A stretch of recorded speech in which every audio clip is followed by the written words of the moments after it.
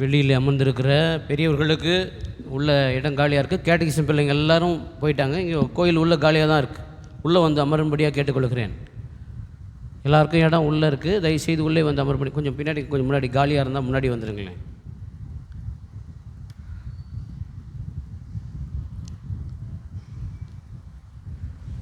தந்தை மகன் தூயாவியாரின் பெயராலே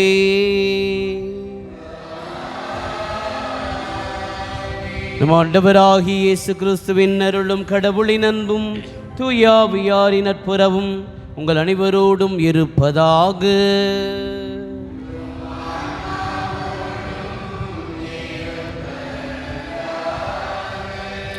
அமர்வோம். அன்பிற்குரியவர்களே, ஆண்டின் பொதுக்காலம் 11ஆம் ஞாயிறு வழிபாட்டிற்கு உங்களை அன்புடன் அழைக்கின்றோம்.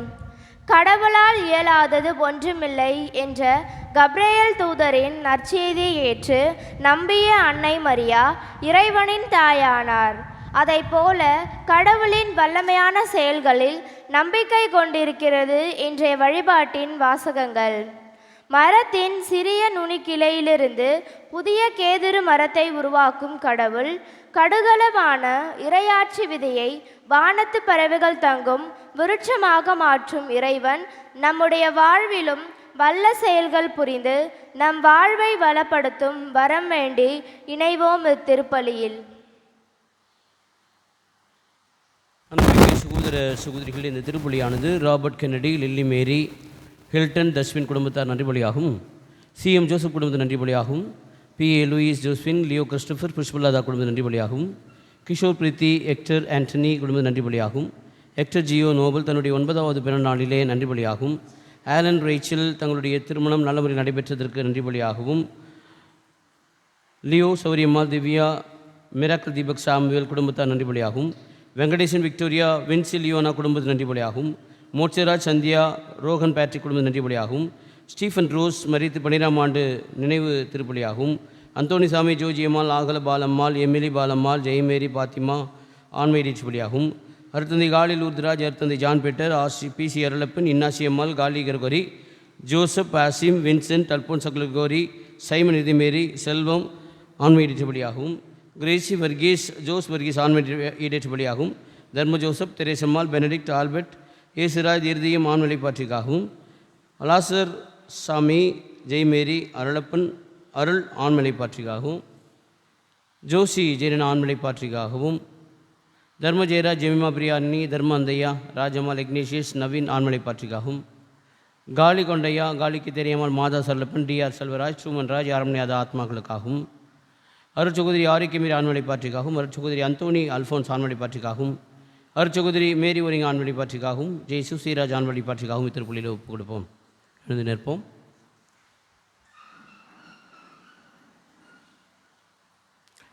அன்மிக்க சகோதர சகோதரிகளே, இந்த தூய மறை நிகழ்வை கொண்டாட தடையாக இருக்கிற நம்முடைய பாவங்களை ஏற்று மனம் வருந்தி மன்னிப்பு கேட்போம்.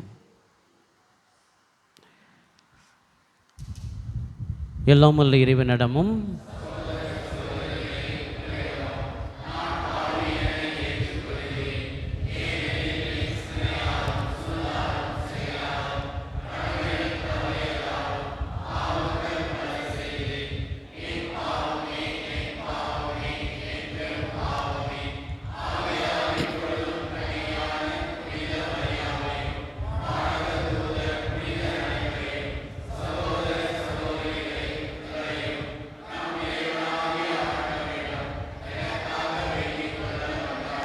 எல்லாமல் இறைவன் நம்மை இரக்கம் வைத்து நம் பாவங்களை மன்னித்து நம்மை நிலை வாழ்வு கழைத்து செல்வாராக.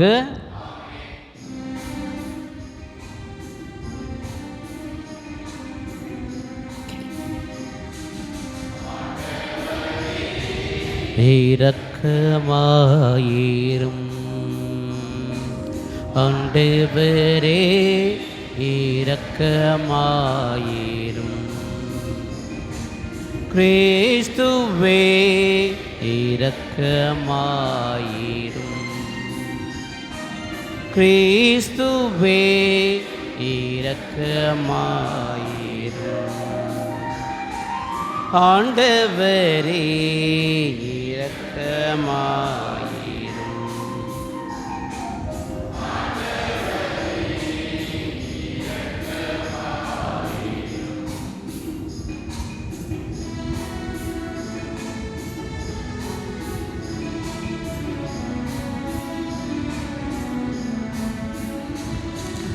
உன்னதங்களிலே கடவுளுக்கு மாட்சி உண்டாகுக. உலகினிலே நல்மனதோர்க்கு அமைதி ஆகுக. உம்மை புகழ்கின்றோ, உம்மை வாழ்த்துகின்றோ, உம்மை ஆராதிக்கின்றோ, உம்மை மாட்சிப்படுத்துகின்றோ. உம்மது மேலான மாட்சியின் பொருட்டு உமக்கு நன்றி கூறுகிறோம். ஆண்டவராகிய இறைவா, வானுலகரசரே,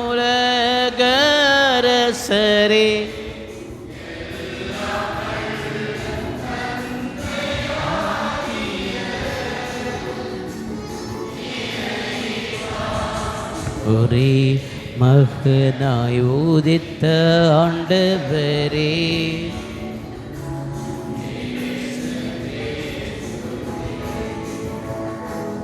ஆண்டவராகிய இறைவா,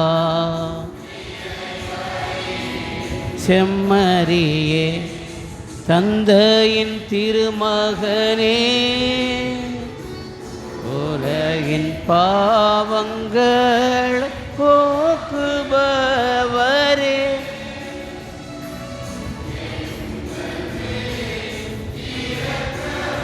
ஆயிரும்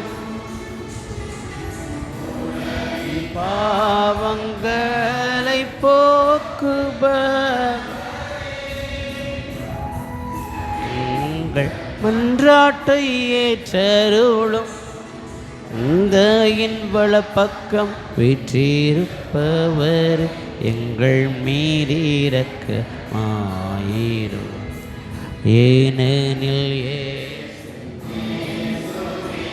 நீர் ஒருவரே தூயவர், நீர் ஒருவரே ஆண்டவர், நீர் ஒருவரே உன்னத தூய ஆவியாரோடு தந்தையாகிய இறைவனின் மாட்சியில் இருப்பவர் நீரே.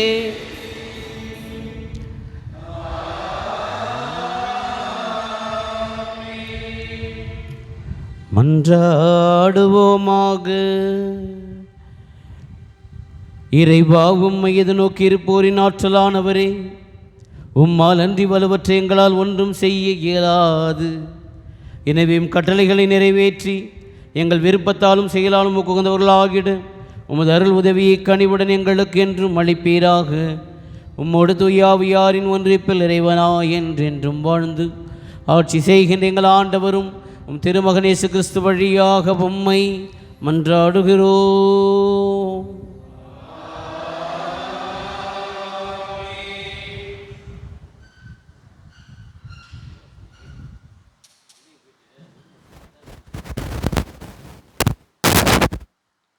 முதல் வாசகம். தாழ்ந்த மரத்தை ஓங்கச் செய்துள்ளேன். இறைவாக்கினர் எசேக்கியால் நூலிலிருந்து வாசகம். அதிகாரம் 17, இறை வசனங்கள் 22 முதல் 24 முடிய. தலைவராகிய ஆண்டவர் கூறுவது இதவே: உயர்ந்த கேதுரு மரத்தின் நுனிக்கிளை ஒன்றை எடுத்து நானே நடுவேன். இளங்கொழுந்தை ஒன்றை அதன் நுனை கொப்புகளிலிருந்து கொய்து ஓங்கி உயர்ந்ததொரு மலையில் நான் நடுவேன். இஸ்ரேலின் மலை உச்சியில் நான் அதை நடுவேன். அது கிளைத்து கனி தந்து சிறந்த கேதுரு மரமாக திகழும். அனைத்து வகை பறவைகளும் அதன் உறைவிடமாக கொள்ளும். அதன் கிளைகளின் நிழல்களில் அவை வந்து தங்கும். ஆண்டவராகிய நான் ஓங்கிய மரத்தை தாழ்த்தி தாழ்ந்த மரத்தை ஓங்கச் செய்துள்ளேன் என்றும், பசுமையான மரத்தை உலரச் செய்து உலர்ந்த மரத்தை தழைக்க செய்துள்ளேன் என்றும் வயல்வெளி மரங்களெல்லாம் அப்போது அறிந்து கொள்ளும். ஆண்டவராகிய நானே உரைத்துள்ளேன், நானே அதை செய்து காட்டுவேன்.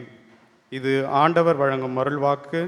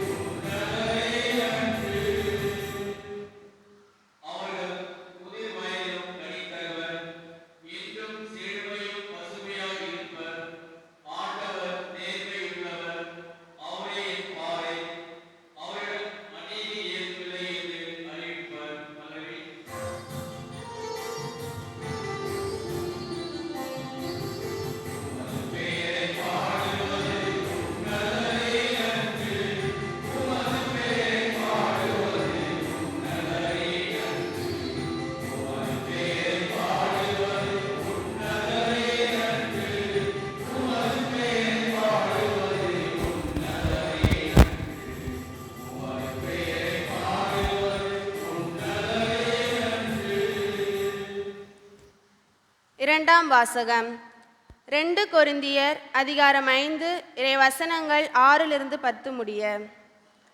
நாங்கள் எப்போதும் துணிவுடன் இருக்கிறோம்.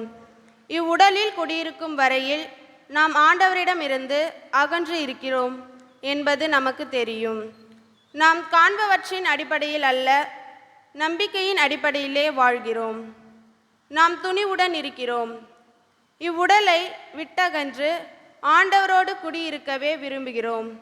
எனவே நாம் இவ்வுடலில் குடியிருந்தாலும் அதிலிருந்து குடிபெயர்ந்தாலும் அவருக்கு உகந்தவராய் இருப்பதே நம் நோக்கம். ஏனெனில் நாம் அனைவருமே கிறிஸ்துவின் நடுவர் இருக்கை முன்பாக நின்றாக வேண்டும். அப்போது உடலோடு வாழ்ந்தபோது நாம் செய்த நன்மை தீமைக்கு கைமாறாக பெற்றுக்கொள்ளுமாறு ஒவ்வொருவரின் செயல்களும் வெளிப்படும். இது ஆண்டவரின் அருள்வாக்கு.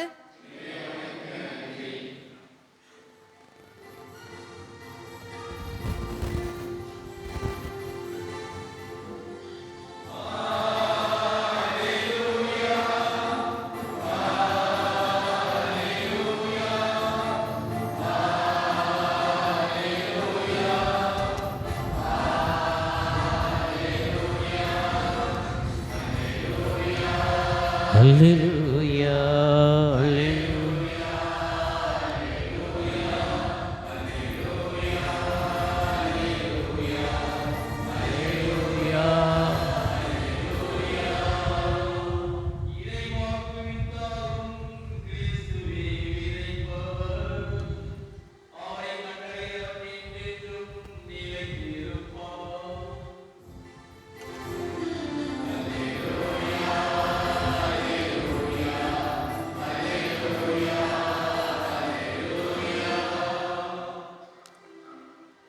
ஆண்டவர் உங்களோடு இருப்பாராக.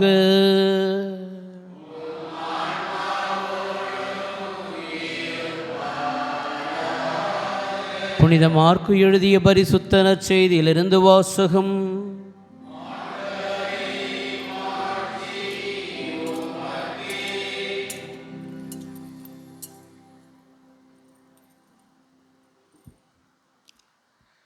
மார்க்கு எழுதிய நற்செய்தி அதிகாரம் 4 சொற்றொடர்கள் 26 முதல் 34 முடிய.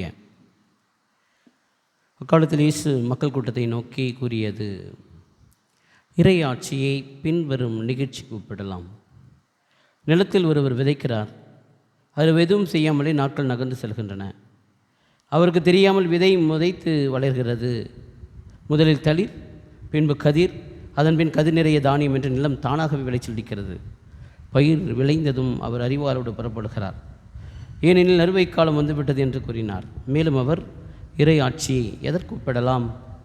அல்லது எந்த ஊமையால் எடுத்து சொல்லலாம்? அது கடுகு விதைக்கு ஒப்பாகும். அது நிலத்தில் விதைக்கப்படும் பொழுது உலகில் உள்ள எல்லா விதைகளையும் விட சிறியது. அது விதைக்கப்பட்ட பின் முளைத்தெழுந்து எல்லா செடிகளையும் விட பெரியதாகி வானத்து பறவைகள் அது நிழலில் தங்கக்கூடிய அளவுக்கு பெருங்கிளைகள் விடும் என்று கூறினார். அவர்களது கேட்டறியும் திறமைக்கேற்ப அவர் இத்தகைய பல ஊமைகளால் இறை வார்த்தையை அவர்களுக்கு எடுத்துரைத்து வந்தார். ஊமைகளின்றி அவர் அவர்களோடு பேசவில்லை. ஆனால் தனிமையாக இருந்தபோது தம் சீடருக்கு அனைத்தையும் விளக்கிச் சொன்னார். ஆண்டவரின் அருள்வாக்கு.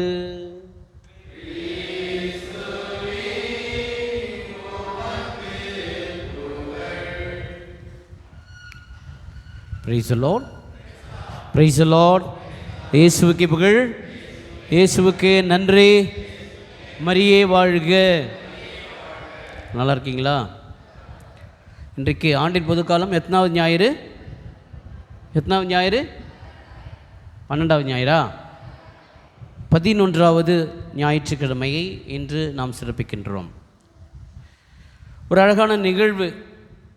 பீகார் மாநிலத்திலே கேலார் என்கிற ஒரு ஊரிலே தர்ஷந்த் மாஞ்சி என்கிற ஒரு மனிதன், நிலக்கரி, இது நடந்த நிகழ்ச்சி. ஏன்னா அவர் பேரில் தபால் தலை இந்திய அரசாங்கம் வெளியிட்டிருக்கிறது. தர்ஷந்த் மாஞ்சி என்கிறவர் பீகாரில் கேலார் என்கிற இடத்துல பிறந்து அவர் நிலக்கரி சுரங்கத்திலே வேலை செய்து கொண்டிருக்கிறார். அதன் பிறகு ஊருக்கு வருகிறார். ஊருக்கு வந்த பிறகு ஒரு பெண்ணை மணமுடிக்கிறார். விவசாய வேலையை செய்து வருகிறார். அங்கே என்ன ஒரு பிரச்சனைன்னு சொன்னாக்கா, அவர்கள் ஊர் ஒரு இடத்துல இருக்கும், ஒரு பின்தங்கிய கிராமம். அதனைத் தொடர்ந்து ஒரு மிகப்பெரிய மலை இருக்கும். மலையை தாண்டி தான் அவர்களுக்கான எல்லா தேவைகளும் இருக்கும். மருந்து வேணுமா, படிப்பு வேணுமா, எதாக இருந்தாலும் மலையை சுற்றி கொண்டு போக வேண்டும். ஏறக்குறைய 55 கிலோமீட்டர். அது எல்லாம் 55 கிலோமீட்டர் போனால் தான் போகிறவங்க தான் படிக்க முடியும், போகிறவங்க தான் மருத்துவம் செய்து கொள்ள முடியும். ரொம்ப நேரம் ஆகிடும் போகிறதுக்கு. ஒரு மிகப்பெரிய தூரம். இது விக்கிபீடியாவிலேருந்து எல்லா நம்முடைய யூடியூப்லேருந்து எல்லாமே இருக்கும். ஏன்னா இது நடந்த நிகழ்ச்சின்றதுனால. ஒரு நாள் தர்ஷன் மாஞ்சியினுடைய மனைவி அவருக்காக உணவு கொண்டு வருகிறார். உணவு கொண்டு வருகிற வழியிலே அவர் மயக்கத்திலே விழுந்து, கல்லின் மேலே விழுந்து அடிபட்டு ரொம்ப சீரியஸாக இருக்கார். ஓடி வந்து சொல்லுகிறார்கள், உன்னுடைய மனைவி கீழே விழுந்து கிடக்கிறாள். ஆனோடனே தூக்கி கொண்டு 55 கிலோமீட்டர் ஓடுவதற்கு முற்படுகிறார். ஆனால் அங்கே போய் சேருவதற்குள்ளாகவே உன்னுடைய மனைவி இறந்து விட்டாள் என்று சொல்கிறார்கள். யோசிச்சு பார்க்குறேன், இந்த மலை தான் மிகப்பெரிய காரணமாக இருந்தது, இந்த தூரம் தான் எனக்கு காரணமாக இருந்தது. ஒருவேளை என்னுடைய மனைவியை ரொம்ப நெருங்கிய தூரத்தில் இருந்தால் நான் காப்பாற்றி விடுவேன் என்று நினைத்து அடுத்த நாள் என்ன செய்தான், ஒரு சுத்தியிலையும் உளியும் எடுத்துக்கொண்டு இந்த பெரிய மலையை உடைக்கப் போகிறேன் என்று சொல்லி புறப்பட்டான். கொஞ்சம் கொஞ்சமாக உடைக்க ஆரம்பித்தான். ஒரு கல்லா உடைக்கிறான். பார்க்குறவங்கெல்லாம் ரொம்ப கேலியாக பார்த்தாங்க, பைத்தியக்காரன்னாங்க. என்னடா அவனுக்கு பைத்தியம் முடிச்சிச்சானா, இவ்வளோ பெரிய மலையை எப்படி உடைக்க முடியும், இவனுக்கு என்ன பைத்தியம் முடிச்சிச்சா? எல்லாம் அவனை பைத்தியக்காரனை போல பார்த்தாங்க. சற்று கூட தளரவில்லை. ஒரு கட்டத்திலே உணவுக்கான பஞ்சம் நேரிட்டது. எல்லாம் ஊற விட்டே போனாங்க. ஆனால் தர்ஷன் மாஞ்சி போகவில்லை. அந்த இடத்திலே இருந்து உடைத்து 22 வருஷம் உடைத்து 55 கிலோமீட்டர் போக வேண்டிய தூரத்தை 15 கிலோமீட்டராக மாற்றினான். 360 அடி நீளம், 360 அடி நீளம், 30 அடி அகலம் உடைத்து அவன் மிகப்பெரிய அவருக்கான பரிசு வழங்கப்பட்டது. அவருக்காக நம்முடைய தேசிய அளவிலே அவருக்காக அஞ்சல் அட்டையிலே அவருடைய படம் பொறிக்கப்பட்டு தபால் தலையை வெளியிடப்பட்டது.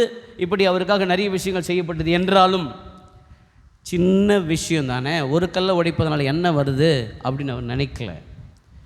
ஒரு சின்ன கல்லை உடைக்கிறதுனால ஒரு பெரிய மலையை உடையும் என்பதை அவர் அறிந்திருந்தார்.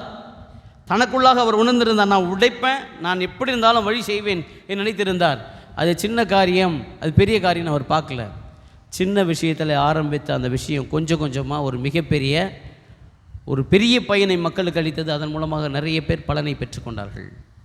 என் அன்புக்குரியவர்களே, இன்றைக்கு இறை வார்த்தை அழகாய் சொல்கிறது. ஆண்டவர் கேட்கிறார், இந்த இறையாட்சியை நான் எதற்கு ஒப்பிடுவேன்? கடுகு விதைக்கு ஒப்பிடுவேன் என்று சொல்லி கடுகு விதைக்கு ஒப்பிடுகிறார்.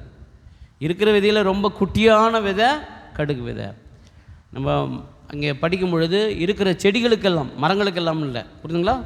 நல்லா கவனிச்சிக்கணும். அது மரங்களுக்கெல்லாம் பெரிய மரமாக இல்லை, செடிகளுக்கெல்லாம். ஏன்னா அது ஒரு புதர், ஒரு பெரிய புதர். கடுகு என்பது ஒரு பெரிய பறர், நன்றாக வளர்ந்து அது மற்ற பறவைகள் எல்லாம் வந்து அழகாய் தங்கக்கூடிய அளவிற்கு அது இருக்கிறதே.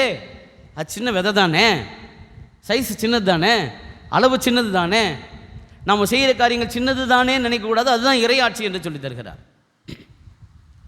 இன்றைக்கு முதல் வாசகத்தில் இறைவாக்கினர் எசேக்கியேல் புத்தகத்திலிருந்து நாம் படிக்கிறோம். இறைவாக்கினர் எசேக்கியேல் இறைவாக்கு உரைக்கிறார். ஏன்னா முதல்ல நேபுகத்நேசர் மூலமாக பாபிலோனுக்கு இஸ்ரேல் மக்கள் அடிமைத்தனமாக கொண்டு போகப்பட்டார்கள். 2 முறை சூறையாடப்படுகிறது. எருசலேம் கோவில்கள் எல்லாம் இடிக்கப்படுகிறது, தரைமட்டமாகிறது, இடமே நகரமே தரைமட்டமாகிறது. எல்லா மக்களும் தங்களுடைய நிலையில் இருந்து அவர்கள் எல்லாம் முடிந்து விட்டது, இனி வாய்ப்பில்லை என்கிற நேரத்திலே அவர் இப்படிப்பட்ட இறைவாக்கு உரைக்கிறார். படிக்கிறீங்களா? இறைவாக்கு எசேக்கியேல் 17வது அதிகாரம் 22 24 2 வசனம் தான், படிங்க. தலைவராகிய ஆண்டவர் கூறுவது இதுவே, உயர்ந்த கேதுரு மரம். கேதுரு மரம்னா என்னன்னா, இருக்கிற மரங்களிலே பெரிய மரமாக இருந்தது கேதுரு மரம். இது கடல் மட்டத்திலேருந்து 360 அடிக்கு மேலதான் அது வளரும். ஏன்னா பயங்கர உயரமாக இருக்கும், உயர்ந்த இடத்துல தான் வளரும். ஏறக்குறைய 100 அடிக்கு உயரக்கூடிய வல்லமை படைத்தது, சக்தி படைத்தது. 100 அடி உயரம், 6 அடி அகலத்தில் ரொம்ப ஹைட்டாக போகக்கூடியது. அந்த நிழலில் 5000 பேர் கூட தங்கலாம் என்று அதை பற்றி சொல்லும்போது சொல்லப்படுகிறது. இந்த கேதுரு மரம் தான் நீதிமான்களோடு ஒப்பிட்டு பார்க்கப்படுகிறது. திருப்பாடல் 92 நீதிமான்கள் கேதுரு மரத்தை போன்றவர்கள், நீதிமான்களும் ஒன்றாக பார்க்கப்படுகிறார்கள். இந்த கேதுரு மரம் தான் சாலமன் நம்ம கோவில் கட்டும், எருசலேம் கோவில் கட்டும் பொழுது இந்த கேதுரு மரத்தை கொண்டு தான் கட்டினார். ஆக இது ஒரு உயர்ந்த உன்னத மரமாக பார்க்கப்பட்டது. இந்த மரத்தை கடவுள் ஒப்பீடு செய்கிறார் எசேக்கியேல் மூலமாக. இது உயர்ந்த கேதுரு மரத்தின் நுனி கிளை ஒன்றை எடுத்து நானே நடுவேன். அப்புறம் இளங்கொழுந்து ஒன்றை அதன் நுனி கொப்புகளில் இருந்து கொய்து ஓங்கி உயர்ந்ததொரு மலை மேல் நடுவேன். ஓங்கி உயர்ந்த மரத்து மேலே அதனுடைய கிளையை எடுத்து நான் நடுவேன். அப்புறம் இஸ்ரேலுடைய மலையுச்சியிலே நான் நடுவேன். அது கிளைத்து கனிதந்து சிறந்த கேதுரு மரமாக திகழும். அனைத்து வகை பறவைகளும் அதனை தம் முறைவிடமாக கொள்ளும். இந்த பறவைகள்லாம் எதை குறிக்கிறதுனா மக்களை குறிக்கிறது. இந்த மரம் எதை குறிக்கிறதுனா தேசத்தை குறிக்கிறது, நாட்டை குறிக்கிறது. இந்த நாட்டை நான் உருவாக்குவேன், இந்த நாட்டை நான் கொடுப்பேன், அந்த நாட்டில் எல்லா பறவைகளும் வந்து தங்கும், எல்லா மக்களும் வந்து தங்குவார்கள் என்று இறைவா குறைக்கப்படுகிறது. அப்புறம் அதனை தம் முறையிடமாக கொள்ளும், அதன் கிளைகளின் நிழலில் அவை வந்து தங்கும். அதன் பிறகு ஆண்டவராகிய நான் ஓங்கிய மரத்தை தாழ்த்தி தாழ்ந்த மரத்தை ஓங்கச் செய்துள்ளேன் என்றும், பசுமையான மரத்தை உலரச் செய்து உலர்ந்த மரத்தை தழைக்கச் செய்துள்ளேன் என்றும், அப்போது வயல்வெளி மரங்களெல்லாம் அறிந்து கொள்ளும். நான் செய்கிற காரியத்தை பார்ப்போம். ஓங்கி உயர்ந்திருக்கிற மரத்தை நான் தாழ்ந்ததாக மாற்றுவேன், பசுமையான மரத்தை உலர்ந்ததாக மாற செய்வேன். பாபிலோனியர்கள் அடிமைப்படுத்தி கொண்டு போனாங்கள்ல, அவங்களுக்குள்ளாக இருந்த திமிருது என்ன தெரியுமா? நாங்கள் தான் சக்தி வாய்ந்தவர்கள், நாங்கள் தான் ஆற்றல் வாய்ந்தவர்கள், எங்களுடைய கீழே தான் இவங்க இருக்கணும், எங்களுடைய படைகளின் கீழே தான் இவர்கள் அடிமையாக இருக்க வேண்டும் என்று பாபிலோனிய படைகள் நாம் நினைத்து கொண்டு தான் இவர்களை அடிமையாக கொண்டு போனார்கள். ஆனால் என்ன நடக்கிறது? கடவுள் மாற்றுவார், பாபிலோனில் ஒன்றுமில்லாமல் செய்வார். ஓங்கிய மரத்தை நான் தாழ்த்துவேன், பசுமையான மரத்தை உலர்ந்து போக செய்வேன். இவங்கெல்லாம் உலர்ந்து போன மரமாக பார்க்கப்பட்டார்கள். இஸ்ரேல் மக்கள்லாம் உலர்ந்து போன பக்கமாக பார்க்கப்பட்டார்கள். இயேசு பிறக்கிற பொழுது பாபிலோனிய அரசு ஒன்றுமில்லாமல் போனது. அதான் அந்த நுனிக்கிளைகள் வரும். நீங்கள் பார்த்தீங்கன்னா தேக்கு மரத்தையோ மற்ற மரங்களையோ வெட்டும் பொழுது அது காய்ந்து அதில் ஒரு நுனி வரும் பார்த்தீங்களா? அந்த ஹோப், அந்த எதிர்நோக்கு, அந்த நம்பிக்கை, இந்த சின்ன விஷயத்தில் இருக்கிற நம்பிக்கை நம்மிடத்திலே புலப்பட வேண்டும். ஏனென்றால் இது வரலாற்றிலே நடந்திருக்கிறது. இஸ்ரேல் மக்கள் அடிமைத்தனமாக கொண்டு போட மக்கள், இது நுனிக்கிளை வளரும், நானே நடுவேன் என்று சொன்ன பொழுது அவர்கள் மீண்டுமாக எருசலேமுக்குள் நுழைவது வரலாறு. இஸ்ரேல் மக்கள் நன்றாக வாழ்ந்து கொண்டிருக்கும் பொழுது பாபிலோனிய அரசு ஒன்றுமில்லாமல் போனது வரலாறு. இயேசுனுடைய பிறப்பின் பொழுது பாபிலோனிய அரசு ஒன்றுமில்லாமல் போனது வரலாறு. ஆக ஓங்கிய மரத்தை ஒன்றுமில்லாமல் செய்வேன், பசுமையான மரத்தை நான் உலரச் செய்வேன். ஆனால் உலரச் செய்த மரத்திலிருந்து அதிலிருந்து நுனிக்கிளைகள் தோன்றும், அதிலே மரங்களிலிருந்து எல்லா பறவைகளும் வந்து தங்கும் என்று சொல்லி ஒரு உறுதியை தருகிறார் இந்த இறைவாக்கினர் எசேக்கியேல். என்ன அர்த்தம்? பார்ப்பதற்கு கடுகு போன்ற ஒன்றுமில்லாதது போல இருக்கிறது. 43வது வசனம், இது இறைவாக்கினர் எசையா 43வது அதிகாரம் எடுங்க.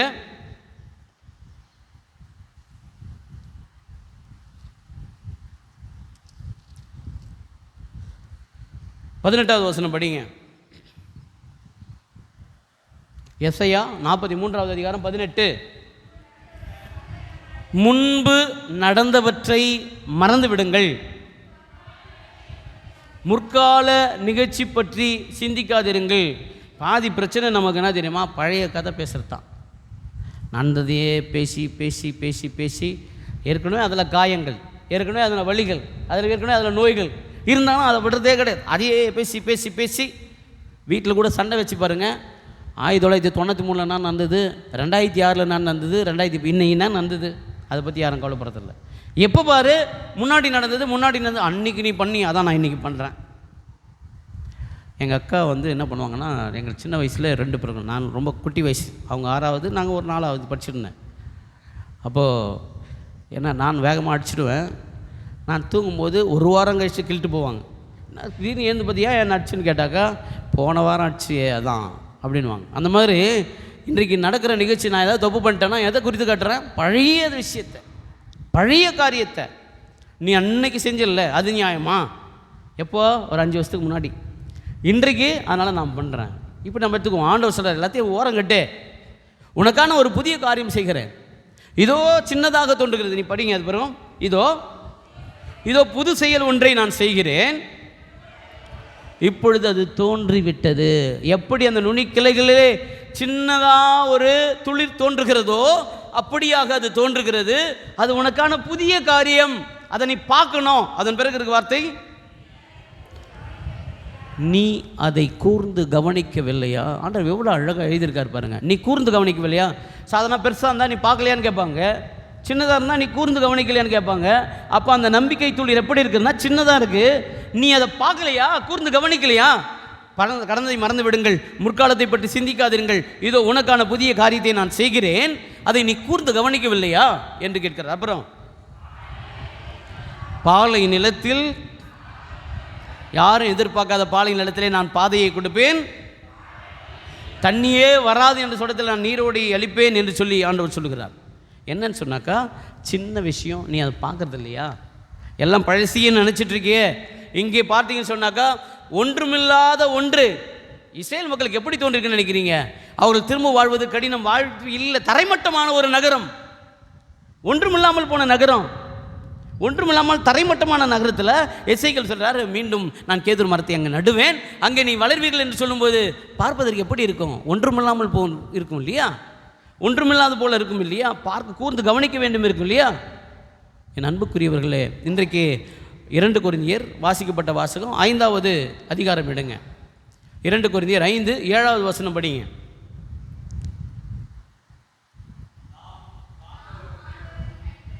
நாம் காண்பவற்றின் அடிப்படையில் அல்ல, நம்பிக்கையின் அடிப்படையிலே வாழுகிறோம்.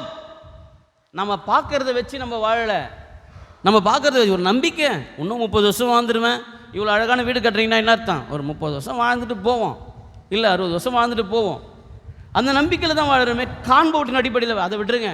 நீங்கள் வேகமாக போகிறீங்க, நைட் ட்ரைவ் போகிறீங்க, நைட்டு வேளாங்கண்ணிக்கு போகிறீங்க, இல்லை போகிறீங்க, வேகமாக போகிறீங்க, எங்கே பல்ல இருக்குன்னு யாரும் நம்ம ஒரு பெரிய இது இருக்கா? ரோடு இருக்குது, நம்ம போயிட்டே இருப்போம், நினைப்போம் இல்லையா? நினைப்போமா இல்லையா? ஒரு நம்பிக்கை, போயிட்டே இருப்போம், ஒன்றும் பிரச்சனை கிடையாது, ரோடு இருக்கிறது, அது ஒரு நம்பிக்கை. ஆக என்னன்னா, நம்ம பார்க்கறதுனுடைய அடிப்படையில் அல்ல, நம்பிக்கையினுடைய அடிப்படையிலே வாழ்கிறோம். ஆக பார்வைகள் எல்லாம் நம்பிக்கையின் வசமாக மாற வேண்டும்.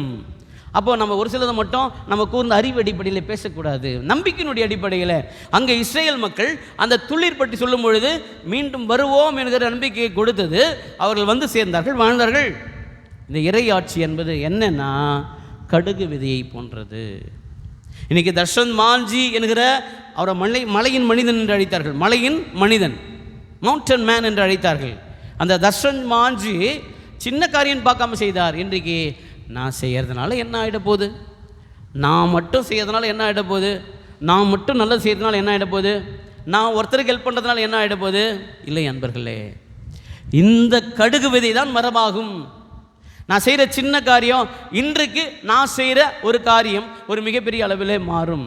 ஒரு எடுத்துக்காட்டு, விக்டர் ஃப்ராங்க்லின் என்கிற ஒரு மனிதரை பற்றி சொல்லுவாங்க. இன்றைக்கி இருக்கிற லைட்லாம், ஸ்ட்ரீட் லைட்லாம் இருக்குல்ல, அதற்கு அவர் ஒரு சின்ன இன்ஸ்பிரேஷன். என்ன சொன்னால், ஒரு சாலை இருக்கிறது, எல்லாம் வரணும்னா அவங்க வீட்டு வழியாக தான் வரணும், விக்டர் ஃப்ராங்க்லின் வழியாகத்தான் வர வேண்டும், அவங்க வீட்டு வழியாக தான் வரணும். அந்த விக்டர் ஃப்ராங்க்லின் என்ன செய்வாங்க, பக்கம் ரொம்ப சேரும் சகதியுமாக இருக்கும்.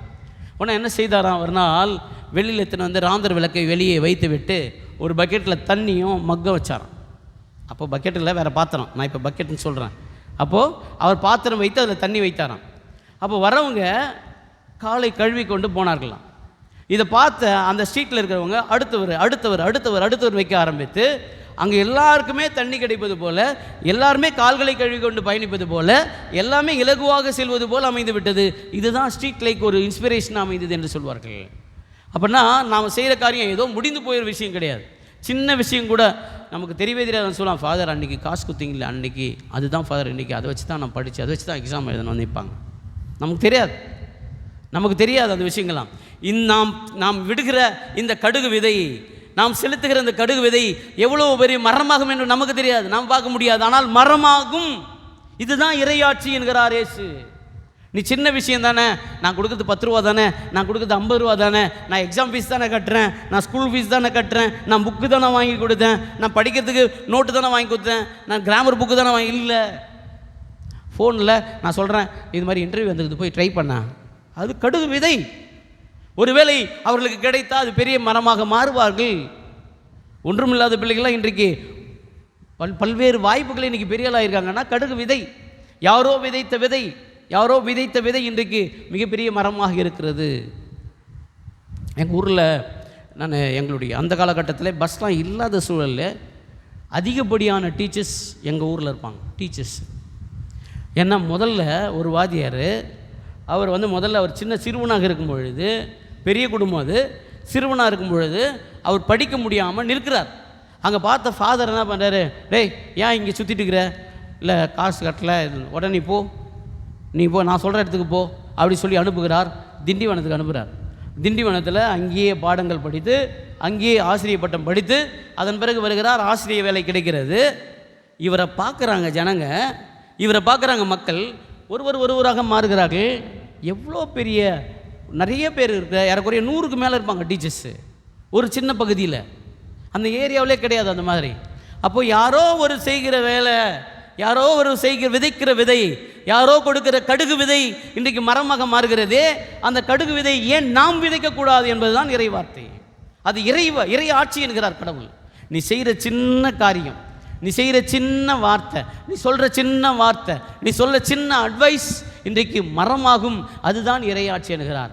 அதனால் நல்லதை செய்வதற்கோ, நல்லதை சொல்வதற்கோ, நல்லவற்றை நடத்துவதற்கோ, நல்லவற்றிடம் சேர்ப்பதற்கோ சற்றும் தயங்காது கடுகுகளாக நாம் விதைப்போம், மரமாக அறுவடை செய்வோம். இதுதான் இறையாட்சி. இதிலே தான் கிறிஸ்து வாழ்வார், இதிலே தான் கிறிஸ்து பிரசன்னமாவார் என்பதை இறைவார்த்தை சொல்கிறது. ஆக அன்புக்குரிய சகோதர சகோதரிகளே, நாமும் கடுகு விதைகளாக நம்முடைய வார்த்தைகளிலே செயல்வடிகளை விதைப்போம். இறைவன் நம் ஒவ்வொரு குடும்பத்தையும் ஆசீர்வதிப்பாராக. ஆமேன். எழுந்து நிற்போம், நம்முடைய விசுவாசத்தை அறிக்கையிடுவோம்.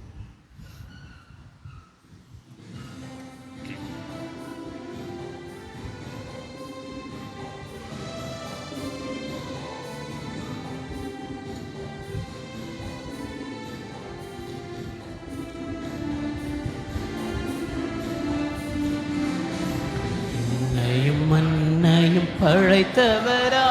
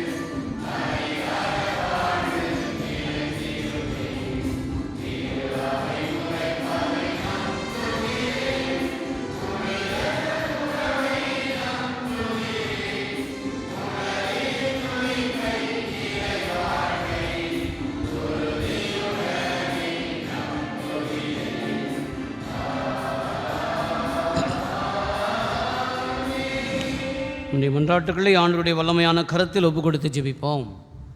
ஆற்றலான இறைவா, எம் கத்தோலிக்க திரு அவைக்காக மன்றாடுகிறோம். எம் அன்னையம் திரு அவையை வழிநடத்தும் எம் திரு அவை தலைவர்கள் நன்கு வளர்ந்து பயன் தரும் கடுகு விதையைப் போல் தங்களது பணி வாழ்வின் வழியாக அனைத்து மக்களினத்தாரும் கிறிஸ்துவை அறிவிப்பவர்களாகவும் உமது இறையாட்சி பணியில் நிறைந்த கனித்தரபுகளாகவும் இருக்க அருள் தர இறைவா உம்மை மன்றாடுகிறோம். ஆற்றலான இறைவா, எம் இந்திய நாட்டிற்காக மன்றாடுகிறோம். எம் நாட்டு தலைவர்கள், மக்களை வழிநடத்தி செல்கிற அரசியல் தலைவர்கள் மற்றும் சமூக தலைவர்கள் அனைவருமே மக்களின் நலன்களை மனதில் கொண்டு செயல்படவும், தங்களுடைய சுயநலங்களுக்காக மக்களை பிளவுபடுத்தாது ஒருங்கிணைந்து வளர்ச்சிக்காக அனைவரும் இணைந்து உழைக்கும் அருள் தர இறைவா உம்மை மன்றாடுகிறோம். ஆற்றலான இறைவா, என் பங்கிற்காகவும் எங்கள் அனைவருக்காகவும் மன்றாடுகிறோம். நம்பிக்கை வாழ்வில் எப்பொழுதும் கடவுளுக்கு உகந்தவர்களாக இருப்பதே நம் நோக்கம் என்ற புனித பவுல் வார்த்தைக்கேற்ப எங்களுடைய பங்கு சமுதாயத்தை சார்ந்த நாங்கள் அனைவருமே எங்களின் நம்பிக்கை வாழ்விலும் உறவு வாழ்விலும் கடவுளுக்கு உகந்தவர்களாக எப்பொழுதும் திகழ அருள் தர இறைவா உம்மை மன்றாடுகிறோம்.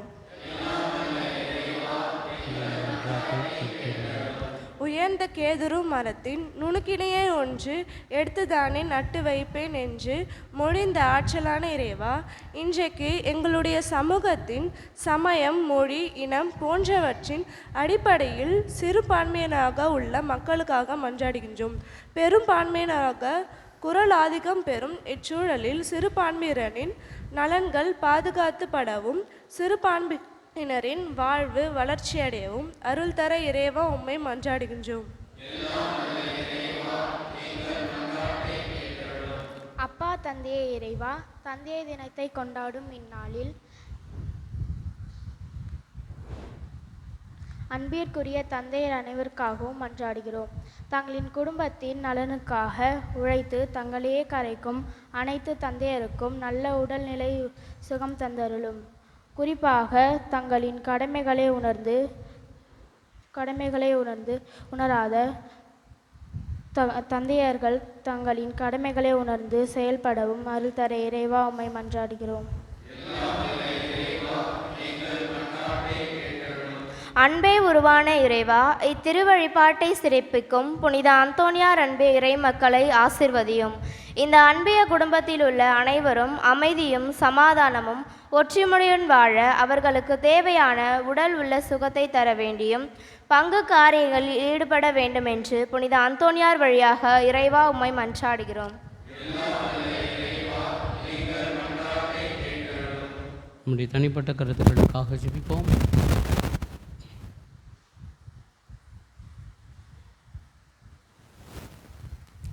தாயும் தந்தையுமான இறைவா, எங்களிடம் இறை உணர்வை தூண்டி எழுப்புகிறவர் நேரே, நம்பிக்கையோடும் பாசத்தோடும் கேட்ட மன்றாட்டுக்களை எல்லாம் திருமகன் இயேசு கிறிஸ்து வழியாக பெற்றுத் தருமாறு மன்றாடுகின்றோம்.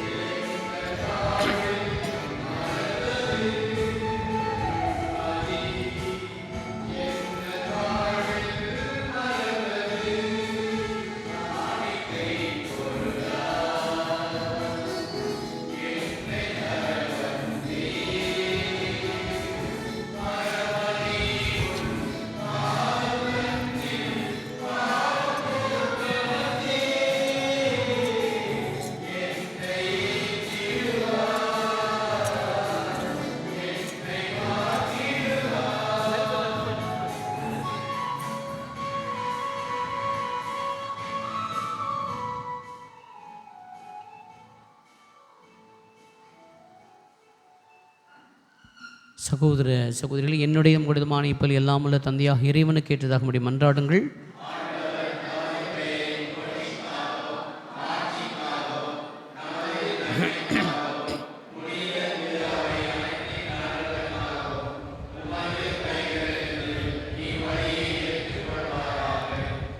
இறைவா, மக்கள் இனத்தார் ஒப்பு கொடுக்கும் இந்த பிரச காணிக்கைகள் எங்களுக்கு ஊட்டமளிக்கும் உணவாகும், எங்களை புதுப்பிக்கும் ஒரு அடையாளமாகவும் மாறச் செய்கின்றீர்.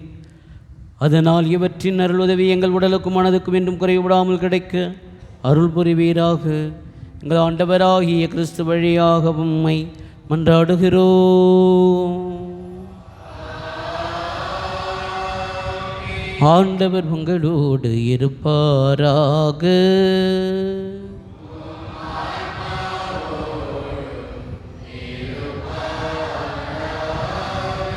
இதயங்களை மேலே எழுப்புங்கள்.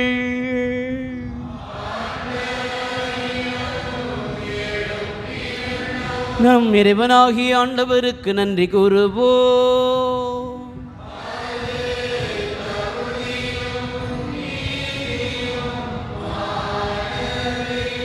ஆண்டவரே, தூயவரான தந்தையே, என்றும் உள்ள எல்லாம் அல்ல இறைவா, என்னாலும் இவ்விடத்திலும் நாங்கள் நமக்கு நன்றி செலுத்துவது மெய்யாகவே தகுதியும் நீதியுமாகும், எங்கள் கடமையும் மீட்புக்குரிய செயலுமாகும்.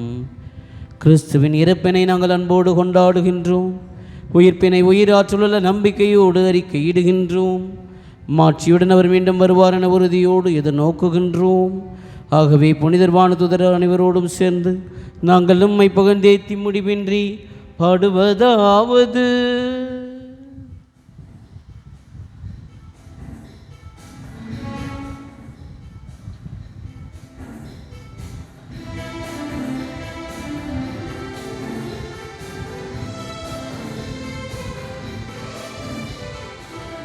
தூயவர் தூயவர் தூயவர்,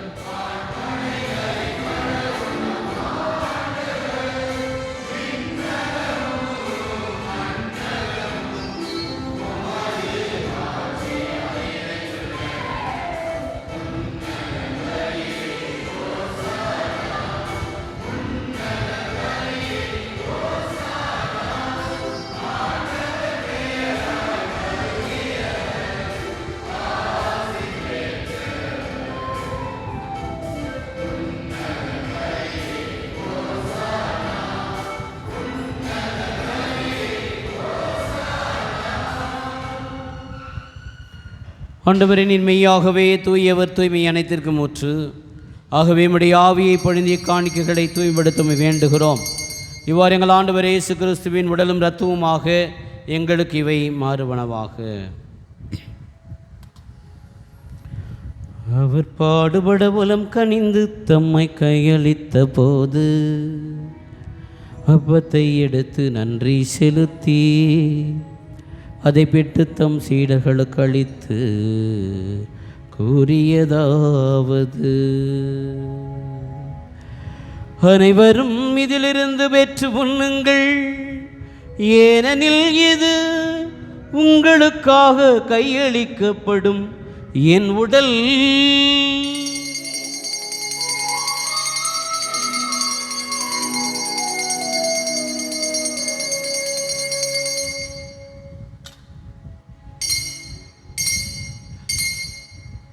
அவ்வண்ணமே இரவு பிறந்தை அருந்திய பின் கிண்ணத்தையும் எடுத்து மீண்டும் உமக்கு நன்றி கூறி தம் சீடர்களுக்கு அளித்து இயேசு கூறியதாவது: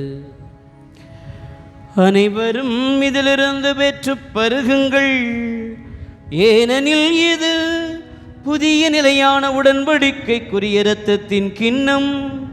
இது பாவ மன்னிப்பிற்கென்று உங்களுக்காகவும் பலருக்காகவும் சிந்தப்படும். இதை நினைவாக செய்யுங்கள்.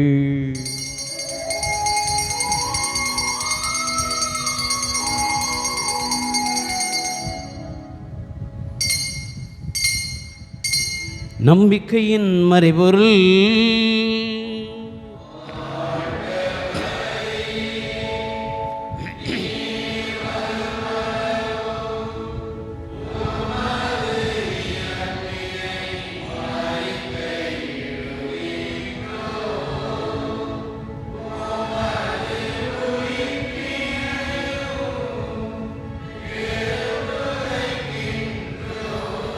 ஆகவே ஆண்டவரே, நாங்கள் கிறிஸ்துவின் நிரப்பினை பிறனை ஊர்ந்து வாழ்வதரும் அப்பத்தையும் மீட்பளிக்கும் கிண்ணத்தையும் ஒப்புக் கொடுக்கிறோம். திருமண ஊழியம் புரிய தகுந்தவர்களை எங்களை ஏற்றுக்கொண்டீர்.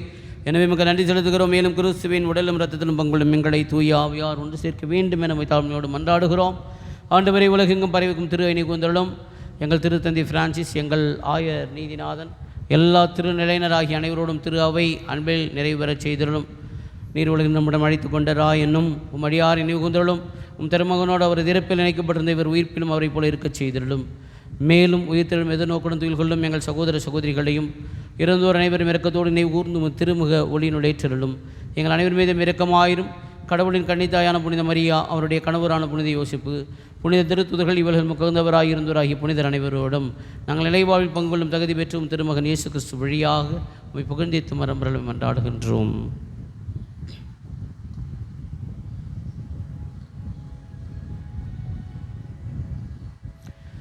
இவர் வழியாக இவரோடு இவரில் எல்லாம் வல்ல இறைவனாகிய தந்தையே, தூய ஆவியாரின் ஒன்றிப்பில் எல்லா புகழும் மாட்சியும் என்றென்றும் நமக்குரியதே.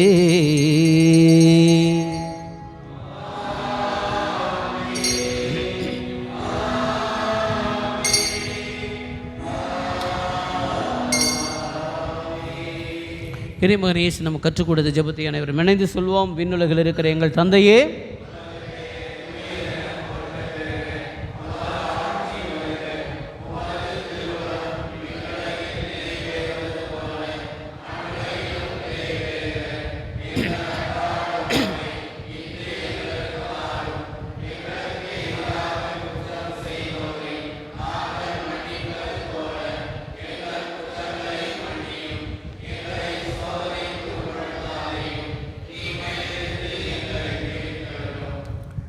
ஆண்டவரே, தீமை அனைத்திலும் எங்களை விடுவித்து எங்கள் வாழ்நாளில் அமைதியை கடிவோடு மன்றாடுகிறோம். இறக்கத்தின் உதவியால் நாங்கள் பாவத்தின் இப்போதும் விடுதலை பெற்று யாதொரு கலக்கமின்றி நலமாயிருப்போமாக. நாங்கள் எதிர்நோக்கி இருக்கும் பேரின்பத்துக்காகவும் மீட்பராய் இயேசு கிறிஸ்துவின் வருகைக்காகவும் காத்திருக்கின்றோம்.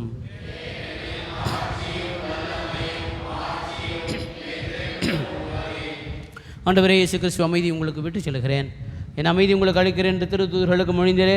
என் பாவங்களை பாராமல் திருவாவை நம்பிக்கையை கண்ணோக்கி திருவுலகத்திற்கு ஏற்பதற்கு அமைதி மற்றும் அளித்தல்வீராக. என்றென்றும் வாழ்ந்து ஆட்சி செய்கிறவர் நீரே. ஆண்டவருடைய அமைதி உங்களோடும் உங்கள் குடும்பத்தோடும் என்றும் இருப்பதாக. ஒருவருக்கொருவர் அமைதியை பகிர்ந்து கொள்வோம்.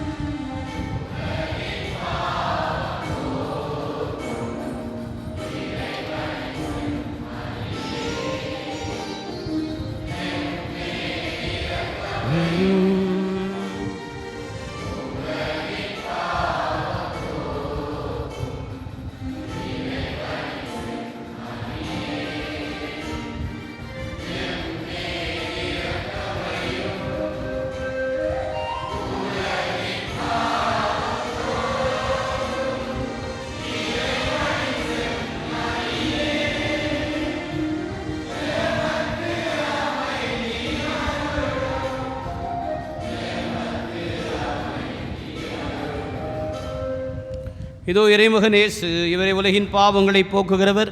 செம்மறின் விருந்துக்கு அழைக்க பெற்றோர் பேறு பெற்றோர்.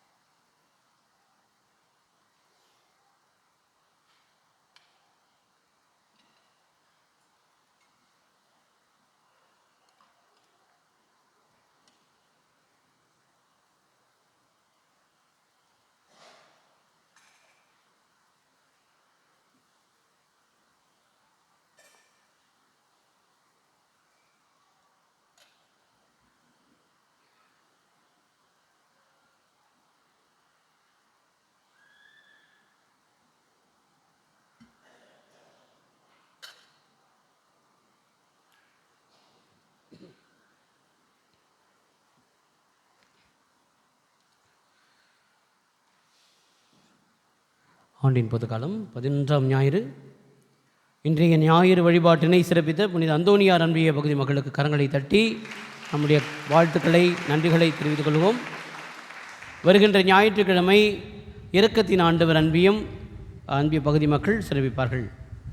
நேற்றைய தினம் நம்முடைய பங்கினுடைய பாதுகாவலி புனித விண்ணேற்பண்ணையினுடைய சிறப்பு தினத்தை சிறப்பித்த புனித ராயபுர அன்பி பகுதி மக்களுக்கு கரங்களை தட்டி நம்முடைய நன்றிகளை தெரிவித்துக் கொள்வோம்.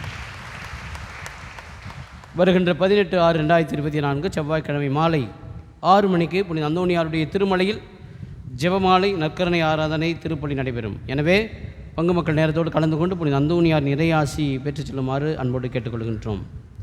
புனித அந்தோனியாருக்கு பன் நேர்த்தி கடன் செய்ய விரும்ப உள்ளவர்கள் ஒவ்வொருவரும் செவ்வாய்க்கிழமைகளில் புனித அந்தோனியார் பன் ஆலய முற்றத்தில் வைக்கப்படும். விருப்பம் உள்ளவர்கள் பன் வாங்கி நேர்த்தி கடன் செய்ய அன்போடு அழைக்கின்றோம்.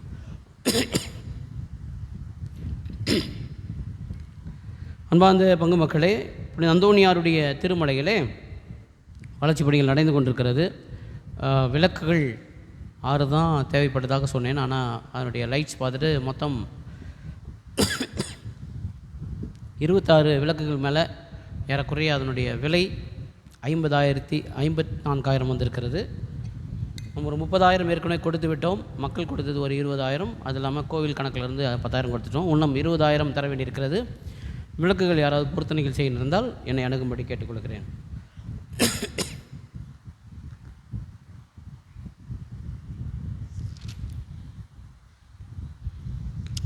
இன்றிலிருந்து நம்ம பிள்ளைகளுக்கு அந்தோனியார் திருமலையிலே ஞாயிறு கல்வி வகுப்புகள் நடைபெறுகிறது. மாதத்திற்கு 3 வாரங்கள் நடைபெறும். நீங்கள் ஃப்ரீயாக உட்காரணுன்றதுக்காக தான், புரியுதுங்களா? நல்லா ஃப்ரீயாக உட்காரணுன்றதுக்காக தான் நடைபெறுகிறது. அதனால் வழக்கமாக பழக்க தோசத்தில் வெளியே உட்காரவங்கள உள்ளே அடுத்த வாரத்துலேருந்து உள்ளே வந்து உட்காந்துருங்க. சரியா? காலியாக தான் இருக்குது. அதனால் நீங்கள் உள்ளே வந்து அமரும்படியாக அன்போடு கேட்டுக்கொள்கிறேன். மாஸ்க்கு முஸ்லீம் நீங்கள் மசூதிக்கு போனீங்கன்னா நம்ம ஃபாதர் ஆகும்போது ஒரு வாரம் மசூதிக்கு போனோம், ஒரு வாரம் கோயிலுக்கு போனோம், என்ன நடக்குதுன்னு பார்க்கணும். அதெல்லாம் எங்களுக்கு பயிற்சி. அப்படி நாங்கள் போகும்போது கவனித்த ஒன்று என்னென்னா, யார் முதல்ல வரவங்களோ அங்கே நிற்பாங்க, அடுத்து வரவங்க நிற்பாங்க. அந்த லைன் முடிந்த பிறகு அடுத்து வரவங்க லைனாக அடுத்து வரவங்க அப்படியே லைனாக யார் முதல்ல வராங்களோ அவங்க அந்த லைன் ஃபார்ம் பண்ணி அப்படியே போகுது. அதில் எந்த மாதமும் எந்த வாரம் அவங்க மாற்றம் பண்ணல. நம்ம கத்தோலிக்கர்கள் மட்டும் தான் கரெக்டாக ஸ்கொயர் ஃபீட் போட்டு வச்சுருப்போம், இந்த இடம் தான் நம்மளுதுன்னு சொல்லிட்டு. அது வெளியிலேயே உட்காந்துட்டு இல்லை இந்த இடத்துலேயே உட்காந்துட்டு மாற முடியல. இப்போ கேட்டிக்ஸம் பிள்ளைங்கள்லாம் போயிட்டாங்க, முன்னாடி வர முடியல. ஆனால் உட்காந்துன்னு பாட்டு என்ன பாடுவான்? கல்லான இதயத்தை எடுத்து வீடு என்னை கனிவுள்ள நெஞ்சுடனே வாழ வீடுன்னு பாடுவோம். இப்போ நம்ம உட்கார்றதுல யாரும் உட்காந்துருக்கூடாது. அதனால் தயவுசெய்து நம்ம ஆலயத்தில் நீங்கள் முன்னாடி வர்றதுனால பின்னாடி இருக்க வரவங்களுக்கு இடம் இருக்கும், அவங்களும் ஜெபிக்கிறதுக்கு உதவுவோன்னு நினச்சிக்கணும். சரிங்களா? அதனால் தயவுசெய்து முன்னாடி இடம் இருந்தால் கொஞ்சம் தள்ளி உட்கார்ந்து மற்றவங்களுக்கு இடம் கொடுங்க. பழக்க தோசத்தில் வெளியே உட்காரவங்க தயவுசெய்து உள்ளே வாங்க, உள்ள இடம் காலியாக இருக்கிறது. அதனால் அது மட்டும் இல்லாமல் ஒரு கெட்ட பழக்கம் நம்ம பங்கில் இருக்குது. என்னென்னா, வெளியில் உட்காரது மட்டும் இல்லாமல் குழந்தைகள், நீங்கள் வெளியில் பார்த்தீங்கன்னா ஒரு 2-3 வாரத்துக்கு முன்னாடி பார்த்தீங்கன்னா 13 பேர் சின்ன பசங்க கூட இருப்பாங்க. யூத்து கூட இல்லை, பெரியவங்க கூட 13 பேருக்கு மேலே. அவங்க கோயில் விளையாட மாட்டாங்க, அவங்களோட யூத்தோடு சேர்ந்து விளையாடி இருப்பாங்க வெளில. அதனால் தயவுசெய்து எல்லோரும் உள்ளே வந்து உட்காருங்க. இடம் இருக்கும் பொழுது, ஒருவேளை உங்களுக்கு இடம் இல்லைம்போது உட்கார்றது அது நியாயம். இடம் இல்லைன்னு சொல்கிறது, இடம் பார்த்திங்கன்னா பாதி இடம் காலியாக இருக்குது. அதனால் தயவுசெய்து உள்ளே உட்காரும்படி கேட்டுக்கொள்கிறேன், உள்ளே அமரும்படியாக அன்போடு கேட்டுக்கொள்கிறேன். இன்று 11 மணிக்கு பேடச்சிறுவர் சிறுமியர் கூட்டம் நடைபெறும். எனவே பேடச்சிறுவர்கள் கலந்து கொள்ளும்படியாக அன்போடு கேட்டுக்கொள்கின்றேன். நம்முடைய பங்கிலே ஜூலை 28ஆம் தேதி நம்முடைய இளையோர்கள், எல்லா இளையோர்களும் அவங்கவுங்க பங்கில் கல்ச்சுரல் ஃபெஸ்ட் நடத்துவாங்க, ஸ்போர்ட்ஸ் மீட் நடத்துவாங்க. அந்த மாதிரி நம்முடைய இடத்துல ஏறக்குறைய 40 பங்குகளிலிருந்து 30-40 பங்குகளுக்கு போட்டிக்காக வராங்க இளையோர்கள் நம்முடைய பங்குக்கு. ஆகவே நம்முடைய பங்கு தான் இந்த நிகழ்வை நடத்துகிறார்கள்.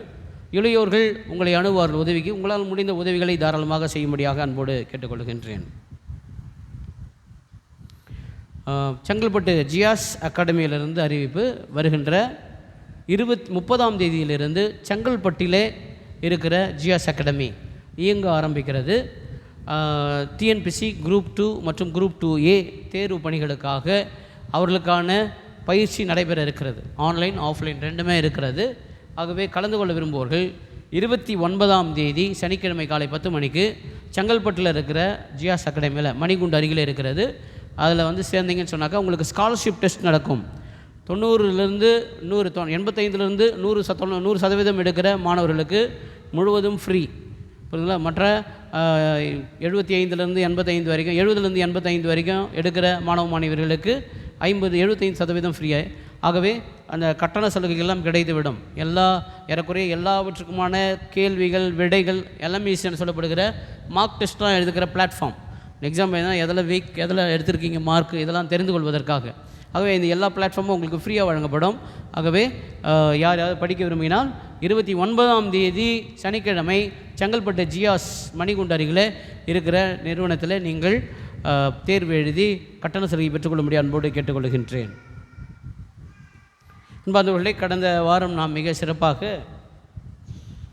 விழாவை கொண்டாடினோம். நம்முடைய அந்தோனியார் மலையினுடைய விழாவை நிறைய குருக்கள் அதை பாராட்டினார்கள். நம்முடைய 1000 கூட சென்ற வாரம் நான் சென்றிருந்த பொழுது அவர் பாராட்டினார். மிக சிறப்பாக செய்திருந்தார்கள். எல்லா நிகழ்வு மட்டுமல்ல, மலை மட்டுமல்ல, நிகழ்வுகளும் சிறப்பாக இருந்தது என்று அப்ரிஷியேட் பண்ணார். பிஷப் செக்ரட்டரி ஏன்னா சூப்பர்னா ரொம்ப அழகாக இருந்தது அப்படின்னு சொல்லி பாராட்டினாங்க. உங்களுடைய அந்த அத்தனை பாராட்டுகளுக்கும் நீங்களே சொந்தம். ஆகவே தொடர்ந்து இணைந்து நாம் ஜெயிப்போம். ஆண்டவருடைய வல்லமையான கரத்திலே ஒப்புக் கொடுப்போம். எழுந்து நிற்போம்.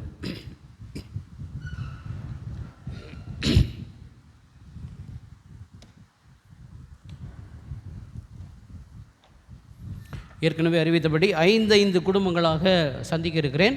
ஆகவே இந்த வாரம் எந்த குடும்பம் என்பதை அன்பிய தலைவர்களுக்கு தெரிவிக்கப்படும். நன்றி கூறி மன்றாடுவோமாக.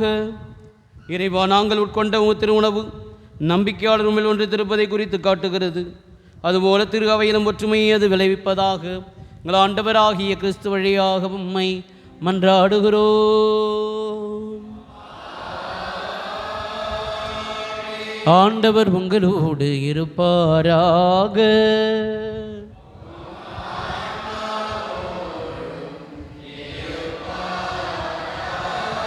எல்லாம் வல்ல இறைவன் தந்தை மகன் தூய ஆவியார் உங்கள் அனைவரையும் ஆசீர்வதிப்பாராக. சென்று வாருங்கள், திருப்பலி நிறைவேறிற்று.